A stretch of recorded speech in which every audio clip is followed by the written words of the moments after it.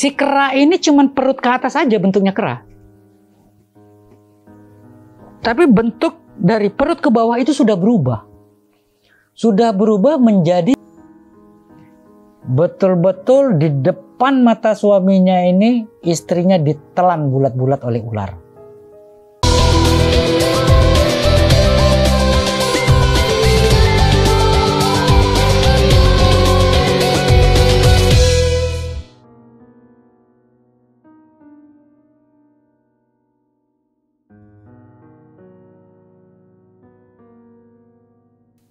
Assalamualaikum warahmatullahi wabarakatuh.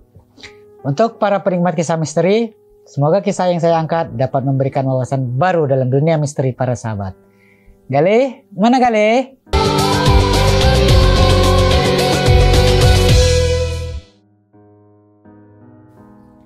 Bismillahirrahmanirrahim. Part 1 udah kita ceritain, part 2 udah kita ceritain. Tapi dalam perjalanan ini ternyata baru sedikit banget yang aku ceritain ya. Terakhir aku ceritakan bagaimana misteri yang terjadi di pondoknya Pak Sakirin. Misterinya apa? Ternyata Pak Sakirin di yang lalu-lalu, di masa lalu, dia adalah orang yang sama bertemu dengan papa, orang tuaku. Ya. Dan sekarang bertemu dengan anaknya. Hingga malam itu para sahabatku juga menyaksikan, para sahabatku mendengarkan cerita kami, dan aku juga sedikit menceritakan secara singkat apa tujuanku memasuki belantara Taman Nasional Bukit Barisan Selatan. Dan di situ juga Pak Sakirin menceritakan bagaimana orang tuaku, papa, di saat dia masih muda, ya, 10 tahun yang lalu lah ya kurang lebih ya. Jadi gini, setelah malam itu, ya, yang sampai akhirnya kurang lebih sekitar jam 3 pagi aku baru tidur, aku baru istirahat, ngobrol panjang kali lebar kali tinggi dengan Pak Sakirin ini tadi. Akhirnya Pak Sakirin bilang, yaudah kamu istirahat, karena besok kamu akan melakukan perjalanan lagi. Tapi ternyata aku nggak bisa segampang itu untuk tidur. Karena gini loh, ada sesuatu yang mengganjal, ada sesuatu yang mengganggu di pikiranku.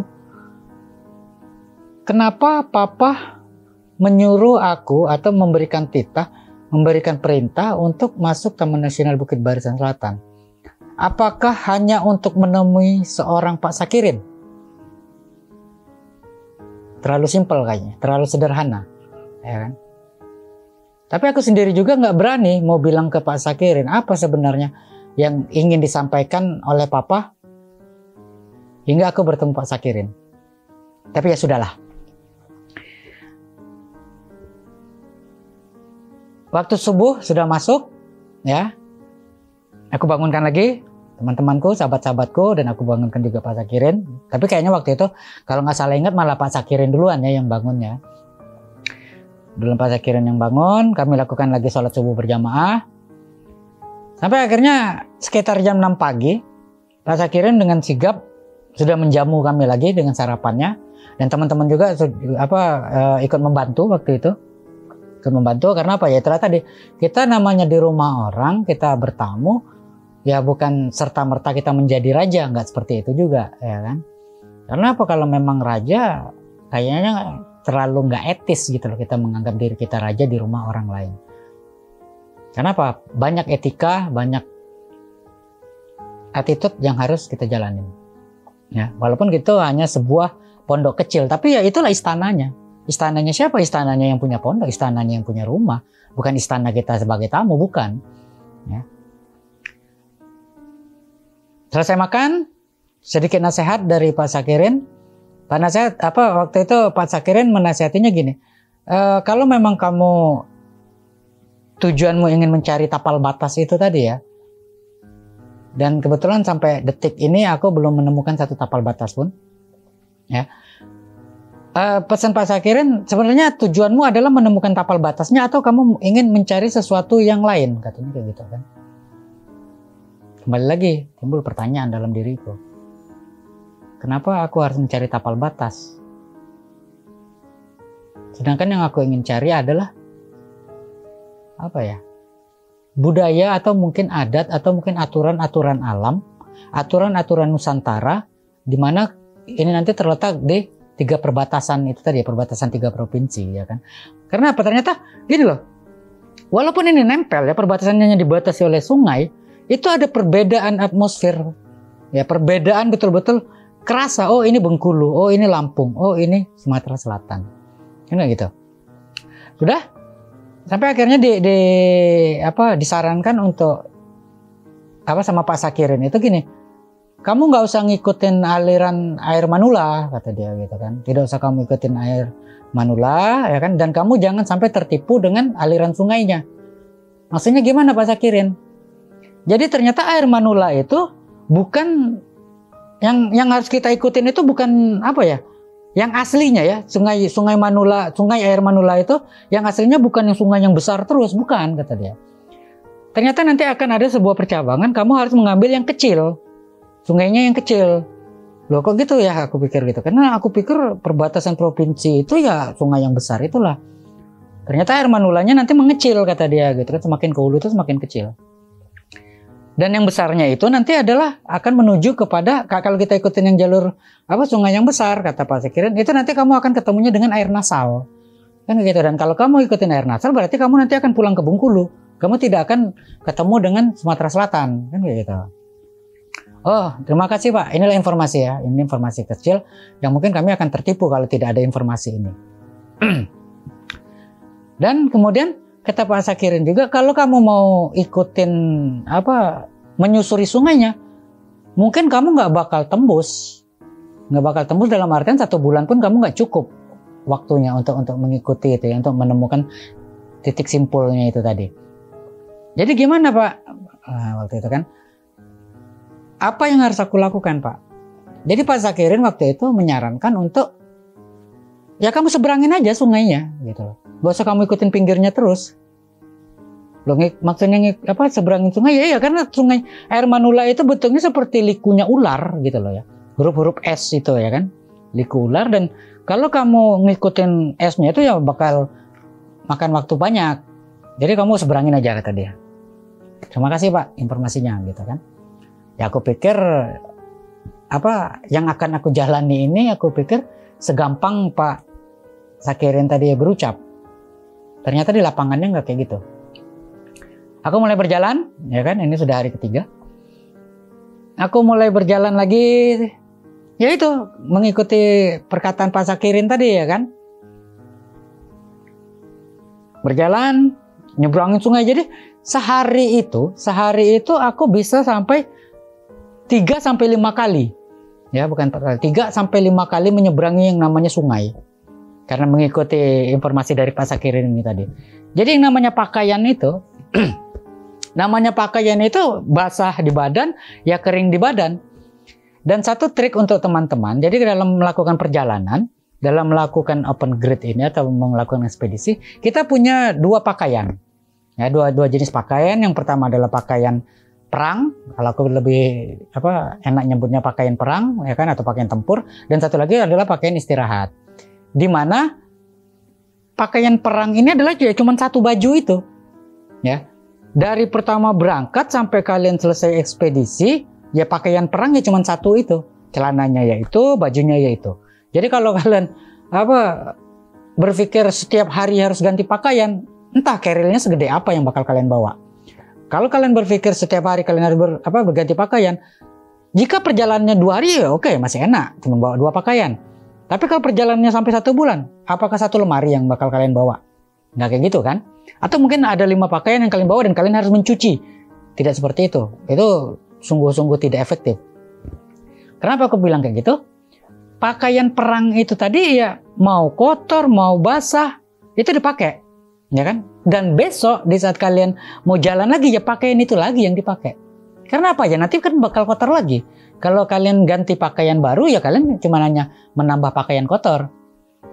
Nanti setelah istirahat baru kalau udah beres semua, kalian gantilah dengan pakaian yang bersih. Untuk apa ya? Untuk sholat, untuk tidur biar nggak gatel-gatel ya kan, dan kalian tidak lagi diganggu oleh yang namanya bau keringat.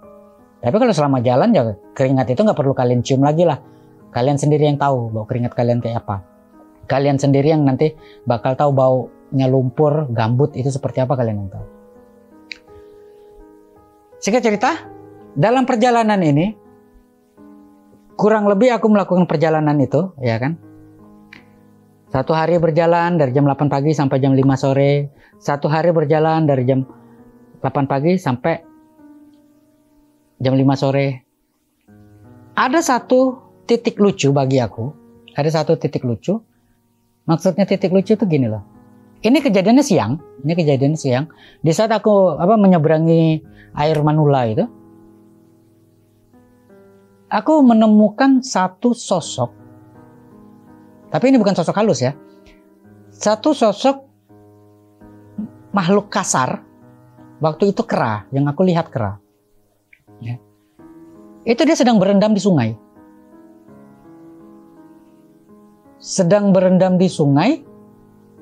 Jadi dia cuma setengah badan ya. Jadi tangannya itu sambil gelayutan di pohon-pohon yang mengarah ke sungai, yang terjuntai ke sungai itu, dia bergelayutan ya. Dia bergelayutan di dahan itu dan setengah badannya itu nyemplung ke air. Nggak ada yang aneh, memang betul tidak ada yang aneh. Ya kan? Tapi lucunya di saat dia naik. Ya kan, karena mungkin dia melihat kehadiran kami, dia naik ke pohon. Itu lucu. Nggak tahu ya apakah ini yang dinamakan dengan evolusi, apakah ini yang dinamakan dengan mutasi gen, atau makhluk ini jadi-jadian. Tapi menurut aku ini bukan jadi-jadian. Karena apa?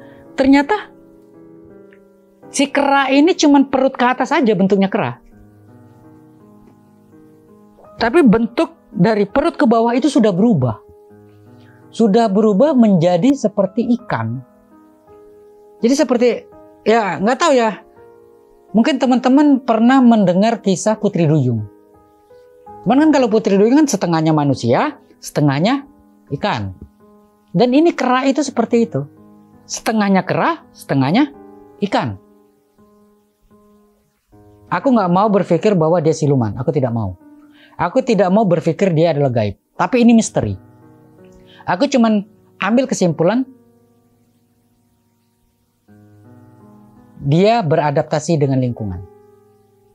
Sehingga dia melakukan evolusi terhadap tubuhnya. Ya. Dia melakukan mutasi gen terhadap tubuhnya. Karena apa? Dia bosan. Dia bosan tinggal di darat. Dia bosan tinggal di atas pohon. Sehingga apa? Dia bosan untuk apa ya? Dia tidak lagi peduli dengan hidup dia. Dia ingin mencoba hidup yang baru. Dia ingin makan ikan. Kera ingin makan ikan dan dia harus bisa berenang. Jadi si kera ini tadi udah berubah jadi setengahnya ikan. Itu penglihatan pertama yang aku lihat. Ya, di air Manula ini ya, tapi ini memang betul-betul daerah yang tidak dijamah orang. Yang kedua, ada penglihatan lain, ya sama apa? Kejadiannya seperti itu. Inilah evolusi. Aku melihat ikan moa. Mungkin teman-teman tahu ya ikan moa. Ikan moa itu apa ya? Kalau kami ngomongnya pelus.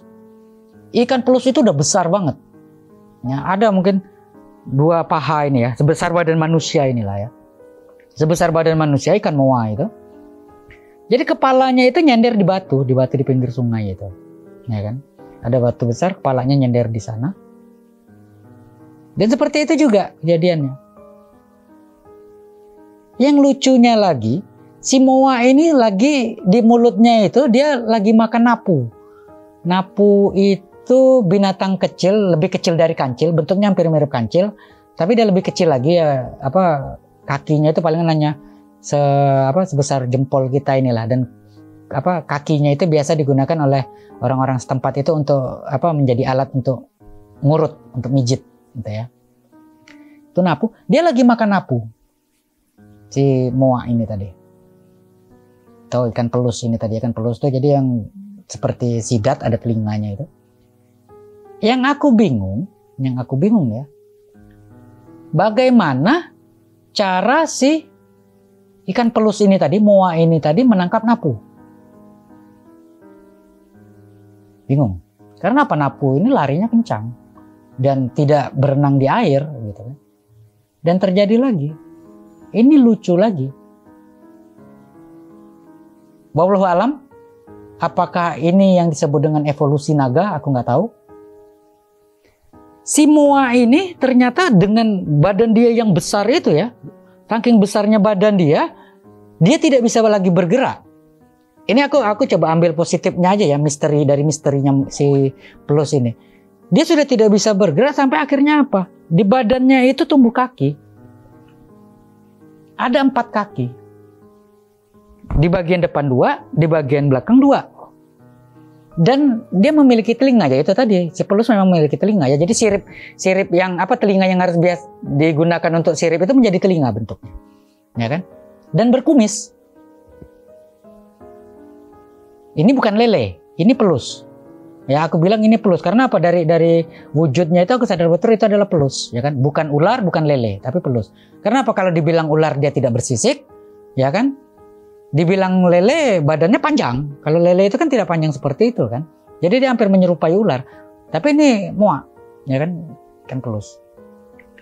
Jadi dari 2 kejadian ini ada misteri yang aku tangkap adalah begini loh. Ternyata makhluk ciptaan Tuhan itu bisa menjadi apa saja. Tidak perlu makhluk gaib. Ya, tidak perlu makhluk gaib. Dia bisa memainkan perannya. Itu makhluk Tuhan. Tinggal seberapa besar keinginan dia untuk mempertahankan hidup, seberapa besar keinginan dia untuk beradaptasi. Dan banyak contoh pada manusia. Contoh. Ada yang bilang orang yang jahat itu adalah orang baik yang tersakiti. Ya, orang jahat adalah orang baik yang tersakiti. Itu ada filmnya tuh ya. Dan itu adalah bentuk adaptasi mereka sehingga mereka berevolusi. Dan sekarang banyak juga ya. Ada orang baik. Siapa sejatinya orang baik? Adalah orang jahat yang sudah mendapatkan hidayah. Tapi yang lucunya lagi, di Nusantara, di Indonesia ada orang yang hanya berpura-pura baik untuk menutupi kejahatannya. Banyak. Saya tidak mau sebutkan, teman-teman yang lebih tahu. Ya. Manusia-manusia di Nusantara, orang-orang di Nusantara mencoba mengganti topeng mukanya. Hatinya busuk, pemikirannya kotor, tapi pasang muka manis. Mengumbar janji-janji. Ini pelajaran yang aku dapati dari misteri di alam ini tadi. Dan itulah Nusantara. Aku lupa itu hari keberapa, ya. Sampai akhirnya aku terus berjalan dengan menemukan misteri ini tadi ya. Jadi sekali lagi aku sampaikan ke teman-teman. Tolong dirubah mindsetnya bahwa misteri itu harus ketemu setan. Jangan. Ya, dirubah dulu. Kita rubah dulu bahwa misteri itu bukan hanya berbicara tentang horor, bukan berbicara tentang kengerian makhluk gaib. Kalian ketemu hantu, kalian ketemu setan, bukan itu misteri. Ya, tolong dirubah dulu mindsetnya. Alam menyimpan banyak misteri. Alam menyimpan banyak rahasia. Ada pesan yang tersurat dan ada pesan yang tersirat. Tinggal pandai-pandai kita membaca pesan yang tersirat, itulah misteri. Ya. Tapi akhirnya berjalan, kurang lebih sudah hari ke-10, ya, kurang lebih sudah hari ke-10 aku berjalan dengan melakukan hal seperti itu. Ada satu fenomena lagi, ada satu kejadian yang janggal menurut aku. Ya. Kejadian janggalnya kayak gini. Ya, dengan menyeberangi sungai ini tadi ya, dan di sini alhamdulillah aku sudah menemukan waktu itu di hari ke-10 itu. Aku menemukan kalau nggak salah 4 tapal batas. 4 tapal batas dan tapal batasnya itu sudah lumutan. Yang sudah lumutan, jadi kita untuk melihat angkanya itu harus kita usap dulu. Ya kan, di kepala tapalnya itu. Dan ada juga sebagian tapal batas yang sudah hancur. Yang tinggal setengah lagi. Aku nggak tahu ya apakah mungkin ini ulah dari alam. Ataukah ini ulah dari para pemburu. yang menganggap bahwa tapal batas ini mungkin dikiranya adalah tanda harta karun mungkin ya. Karena tapal batas ini udah roboh ya kan, udah roboh dan semennya itu udah pecah gitu.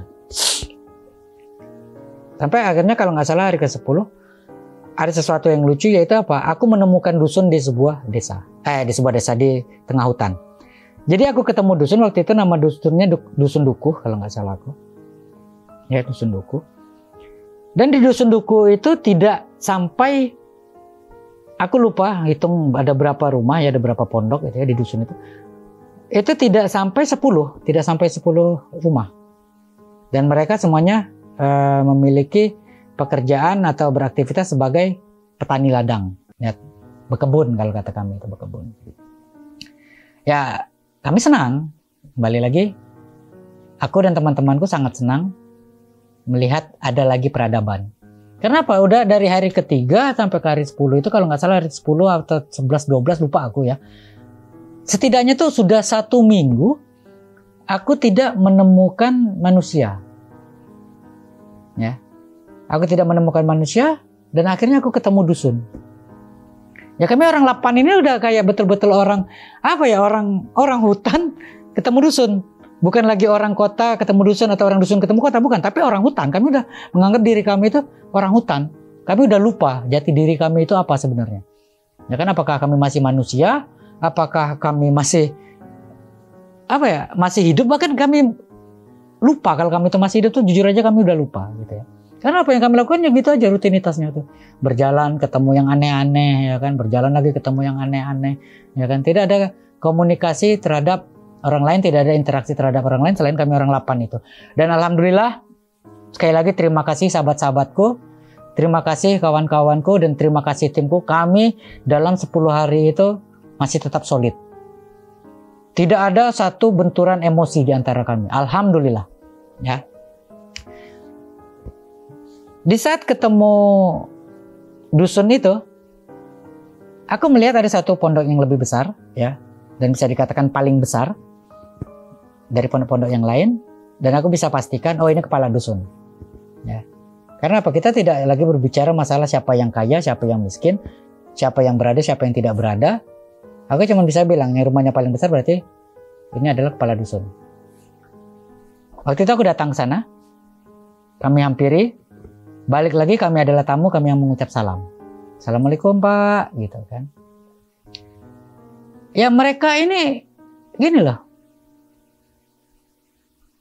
Mereka punya bahasa sendiri. Aku nggak tahu. Kenapa? Aku dengar sayup-sayup di saat mereka berbicara kan, jadi mereka melihat kami datang itu mulai saling aneh ya mungkin ya. Siapa ini datang nih, ada tamu dari mana nih datang. Dan itu bahasa mereka tuh nggak aku mengerti. Mereka punya bahasa sendiri, tapi mereka alhamdulillah waktu itu mengerti dengan bahasa Indonesia. Ya. Kami mengucap salam, ngobrol-ngobrol, ya kan, bertegur sapa. Dan kebetulan hari itu juga udah sore lagi. Dan keputusannya apa? Ya seperti biasa, kami ngecamp di sana. Ya kan, kami tidur di rumah kepala dusun itu.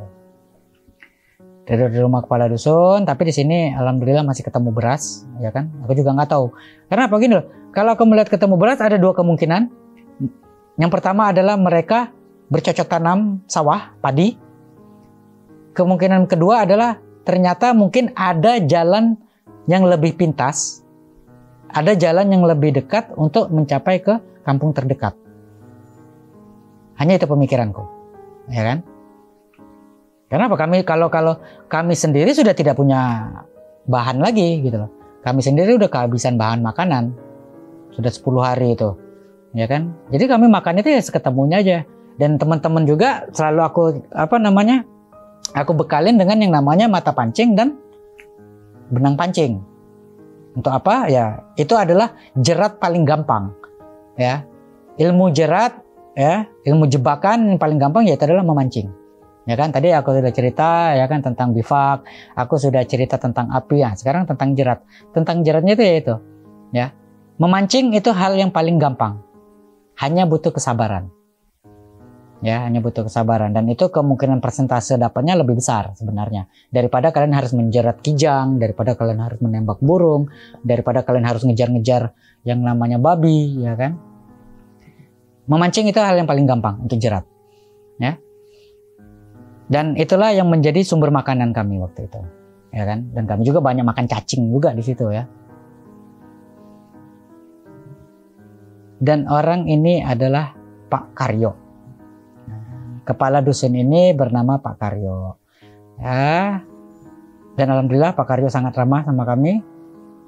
Pak Karyo memiliki satu istri, dan waktu itu kalau nggak salah lihat, dia punya 2 orang anak sepasang. Satu laki-laki dan satu perempuan.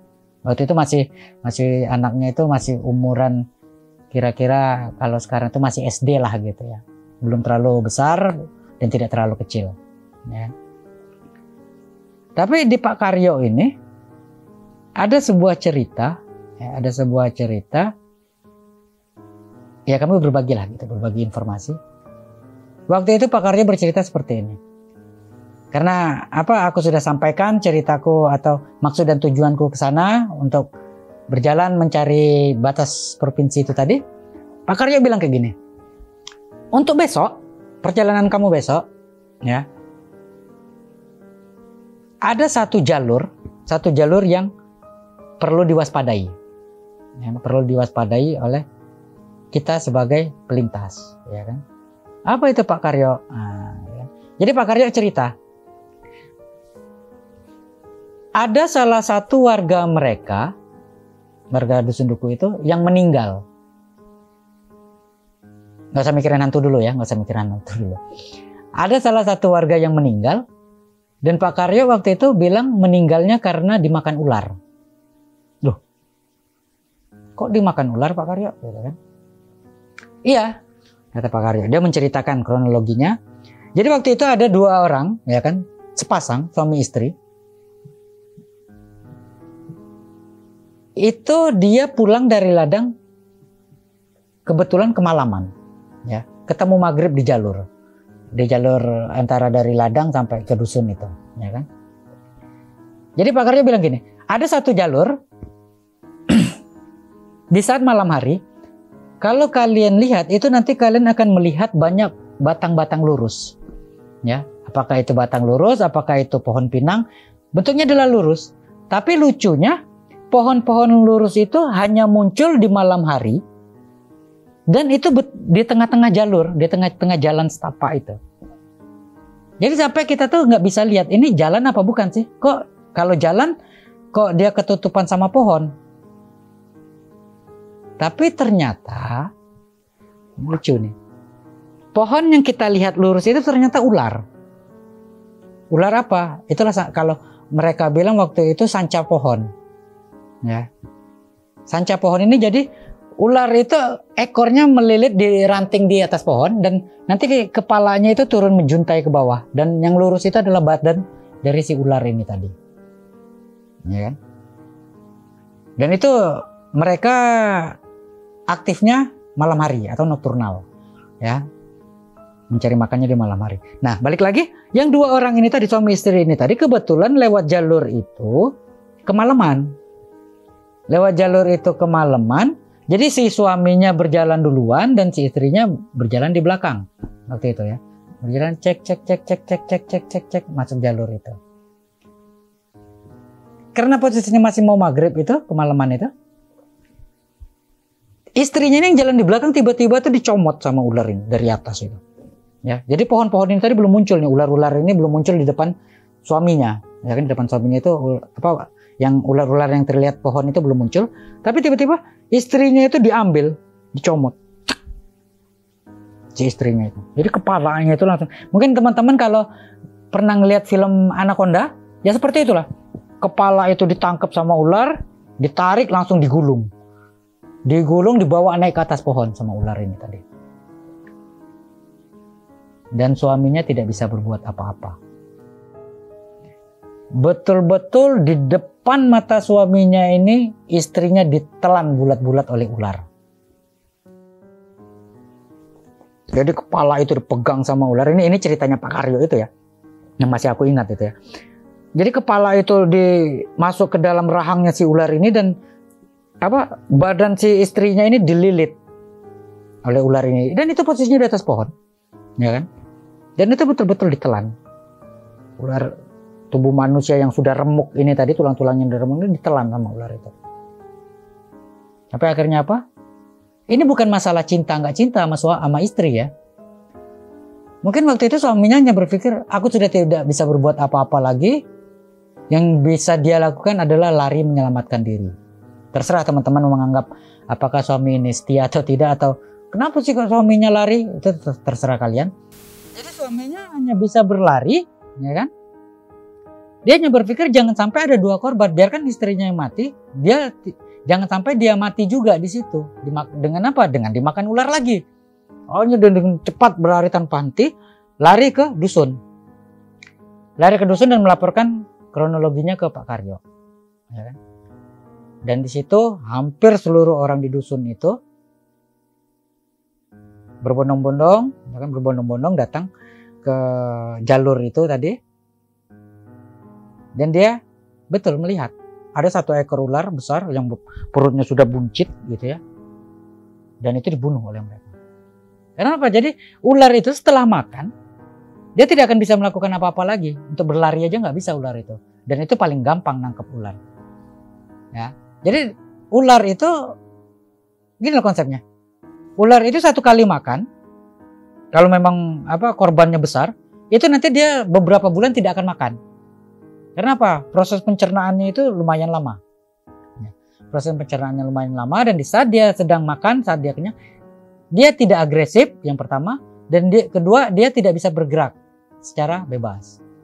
Ditangkaplah oleh Pak Karyo ini tadi, ya kan? Pak Karyo dan dibantu oleh orang-orang sedusun itu tadi, dibelah ular itu, dibelah perutnya, dan betul istrinya masih utuh. Karena gini loh, yang mereka takuti adalah gini, apakah betul suaminya ini, yang dilaporkan suaminya ini benar, ya kan, bahwa dia bilang istrinya dimakan ular, ya kan? Atau memang ada tindakan kriminal dari suaminya membunuh istrinya. Itu loh yang mereka takutkan, ya kan? Tapi akhirnya apa? Mereka buktikan sendiri sang istri itu ada di perutnya ular itu tadi. Dan itu aku balik lagi, mungkin kalau teman-teman dengar cerita ini biasa-biasa aja, karena kalian atau teman-teman sedang tidur di rumah, teman-teman sedang melihat handphone, tapi tidak dengan aku dan sahabatku yang betul-betul berada di tengah belantara. Yang aku pikir waktu itu gini loh, bagaimana cara aku melewati jalur itu? Biarlah misteri akan tetap menjadi misteri, tetap mawas diri. Selain kehidupan nyata, ada mereka yang tak kasat mata. Ikutin cerita selanjutnya di part keempat, hanya di Gale Mana Gale. Wassalamualaikum warahmatullahi wabarakatuh. Cukup.